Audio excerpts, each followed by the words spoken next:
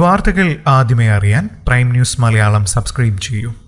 വാഹനാപകടത്തിൽ ഗുരുതരമായി പരിക്കേറ്റതിനെ തുടർന്ന് മരിച്ചെന്ന് ഡോക്ടർമാർ വിധിയെഴുതി മോർച്ചറിലേക്ക് മാറ്റിയ യുവാവിന് പോസ്റ്റ്മോർട്ടം ടേബിളിൽ രണ്ടാം ജന്മം. കർണാടക ബാഗൽകോട്ടിലെ മഹാലിംഗപുര ടൗണിലാണ് 27-കാരനായ ശങ്കർ ഷൺമുഖിന് ഡോക്ടർമാരുടെ പിഴയിൽ നഷ്ടപ്പെടുമായിരുന്ന ജീവൻ തലനാരിക്ക് തിരിച്ചു കിട്ടിയത്. മൃതദേഹ പരിശോധനയ്ക്കായി പോസ്റ്റ്മോർട്ടം ടേബിളിലേക്ക് മാറ്റിയെങ്കിലും ഇയാളുടെ കാലുകൾ അനങ്ങുന്നത് മോർച്ചറി ജീവനക്കാരുടെ ശ്രദ്ധയിൽപ്പെടുകയായിരുന്നു. ഇതോടെ ജീവനക്കാർ ബന്ധുക്കളെയും മറ്റ് ആശുപത്രി ജീവനക്കാരെയും വിവരം അറിയിച്ചു. പിന്നീട് ബന്ധുക്കൾ യുവാവിനെ സമീപത്തെ സ്വകാര്യ ആശുപത്രിയിൽ പ്രവേശിപ്പിച്ചു. യുവാവ് ചികിത്സയോട് പ്രതികരിച്ചു വരുന്നതായി സ്വകാര്യ ആശുപത്രി അറിയിച്ചു. കഴിഞ്ഞ ദിവസമാണ് ബൈക്ക് അപകടത്തിൽ ശങ്കർ ഷൺമുഖിന് ഗുരുതരമായി പരിക്കേറ്റത്. നാട്ടുകാർ ഇദ്ദേഹത്തെ സമീപത്തെ സ്വകാര്യ ആശുപത്രിയിൽ എത്തിക്കുകയായിരുന്നു. ഗുരുതരാവസ്ഥയിലായതിനാൽ വെന്റിലേറ്ററിൽ പ്രവേശിപ്പിക്കുകയും ചെയ്തു.